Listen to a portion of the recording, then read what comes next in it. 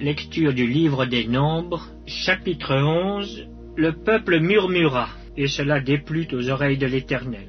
Lorsque l'Éternel l'entendit, sa colère s'enflamma. Le feu de l'Éternel s'alluma parmi eux et dévora l'extrémité du camp. Le peuple cria à Moïse. Moïse pria l'Éternel et le feu s'arrêta. On donna à ce lieu le nom de Tabéra, parce que le feu de l'Éternel s'était allumé parmi eux. Le ramassis de gens qui se trouvaient au milieu d'Israël fut saisi de convoitise. Et même les enfants d'Israël recommencèrent à pleurer et dire « Qui nous donnera de la viande à manger ? Nous nous souvenons des poissons que nous mangions en Égypte et qui ne nous coûtaient rien, des concombres, des melons, des poireaux, des oignons et des os. Maintenant, notre âme est desséchée. Plus rien. Nos yeux ne voient que de la manne. » La manne ressemblait à de la graine de coriandre et avait l'apparence du bdellium. Le peuple se dispersait pour la ramasser. Il la broyait avec des meules ou la pilait dans un mortier. Il la cuisait au pot et en faisait des gâteaux. Elle avait le goût d'un gâteau à l'huile. Quand la rosée descendait la nuit sur le camp, la manne y descendait aussi. Moïse entendit le peuple qui pleurait, chacun dans sa famille et à l'entrée de sa tente. La colère de l'Éternel s'enflamma fortement. Moïse fut attristé, et il dit à l'Éternel, « Pourquoi affliges-tu ton serviteur ? Et pourquoi n'ai-je pas trouvé grâce à tes yeux que tu aies mis sur moi la charge de tout ce peuple ? Est-ce moi qui ai conçu ce peuple? Est-ce moi qui l'ai enfanté pour que tu me dises, porte-le sur ton sein, comme le nourricier porte un enfant, jusqu'au pays que tu as juré à ses pères de lui donner? Où prendrai-je de la viande pour donner à tout ce peuple? Car ils pleurent auprès de moi en disant, donne-nous de la viande à manger. Je ne puis pas, à moi seul, porter tout ce peuple, car il est trop pesant pour moi. Plutôt que de me traiter ainsi, tue-moi, je te prie, si j'ai trouvé grâce à tes yeux, et que je ne vois pas mon malheur.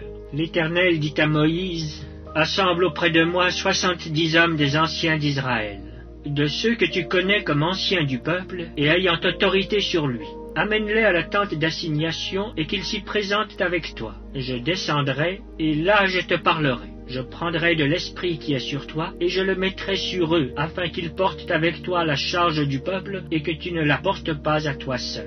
Tu diras au peuple, sanctifiez-vous pour demain, et vous mangerez de la viande, puisque vous avez pleuré aux oreilles de l'Éternel en disant, qui nous fera manger de la viande, car nous étions bien en Égypte. L'Éternel vous donnera de la viande, et vous en mangerez, non pas un jour, ni 2 jours, ni 5 jours, ni 10 jours, ni 20 jours, mais un mois entier, jusqu'à ce qu'elle vous sorte par les narines et que vous en ayez du dégoût, parce que vous avez rejeté l'Éternel qui est au milieu de vous, et parce que vous avez pleuré devant lui, en disant, pourquoi donc sommes-nous sortis d'Égypte? Moïse dit, 600 000 hommes de pied forment le peuple au milieu duquel je suis. Et tu dis, je leur donnerai de la viande, et ils en mangeront un mois entier. Égorgera-t-on pour eux des brebis et des bœufs, en sorte qu'ils en aient assez? Ou rassemblera-t-on pour eux tous les poissons de la mer, en sorte qu'ils en aient assez? L'Éternel répondit à Moïse, la main de l'Éternel serait-elle trop courte? Tu verras maintenant si ce que je t'ai dit arrivera ou non. Moïse sortit et rapporta au peuple les paroles de l'Éternel. Il assembla 70 hommes des anciens du peuple et les plaça autour de la tente. L'Éternel descendit dans la nuée et parla à Moïse. Il prit de l'esprit qui était sur lui et le mit sur les 70 anciens. Et dès que l'esprit reposa sur eux, ils prophétisèrent, mais ils ne continuèrent pas. Il y eut 2 hommes, l'un appelé Eldad et l'autre Médad, qui étaient restés dans le camp et sur lesquels l'esprit reposa, car ils étaient parmi les inscrits, quoiqu'ils ne fussent point allés à la tente. Et ils prophétisèrent dans le camp. Un jeune garçon courut l'annoncer à Moïse et dit, Eldad et Médad prophétisent dans le camp.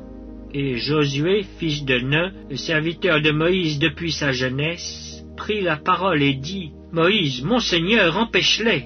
Moïse lui répondit, es-tu jaloux pour moi? Puisse tout le peuple de l'Éternel être composé de prophètes, et veuille l'Éternel mettre son esprit sur eux. Et Moïse se retira au camp, lui et les anciens d'Israël. L'Éternel fit souffler de la mer un vent qui amena des cailles et les répandit sur le camp, environ 1 journée de chemin d'un côté et environ 1 journée de chemin de l'autre côté autour du camp. Il y en avait près de 2 coudées au-dessus de la surface de la terre. Pendant tout ce jour et toute la nuit, et pendant toute la journée du lendemain, le peuple se leva et ramassa l'écaille. Celui qui en avait ramassé le moins en avait 10 homères, environ 3 ou 4 litres. Ils les étendirent pour eux autour du camp. Comme la chair était encore entre leurs dents, sans être mâchée, la colère de l'Éternel s'enflamma contre le peuple, et l'Éternel frappa le peuple d'une très grande plaie. On donna à ce lieu le nom de Kibroth-Hattava, parce qu'on y enterra le peuple que la convoitise avait saisi. De Kibroth-Hattava, le peuple partit pour Hatséroth, et il s'arrêta à Hatséroth.